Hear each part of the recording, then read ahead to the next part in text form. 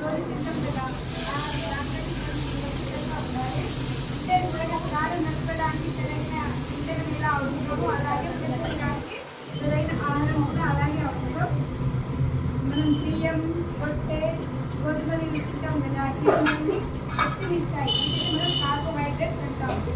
బియ్యం గోధుమ వైష్ణవి రొట్టె కొంచెం సైడ్ ఇవి మనం తినాలి.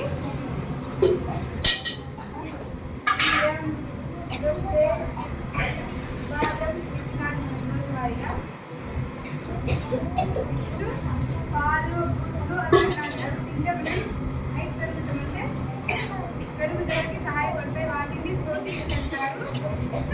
కూరగాయలు పండ్లు అలా తింటే మన శరీరానికి శక్తినిస్తాయి మరియు అనారోగ్యానికి గురి కాకుండా పాలు పెరుగు కూరగాయలు ఫ్రూట్స్ సహాయపడతాయి. అవి కూడా తినాలి రోజు. తర్వాత ఆయిల్ అంటే కొవ్వు పదార్థాలు ఎక్కువగా తినకూడదు. అవి చాలా తక్కువగా తినాలి.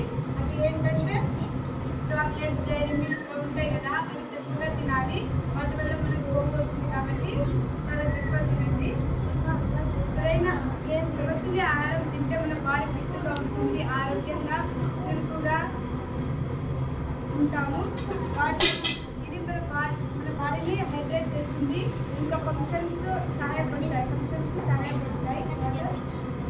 జంక్ ఫుడ్ ఉంటుంది కదా పిజ్జా బర్గర్ అవి ఎంతవరకు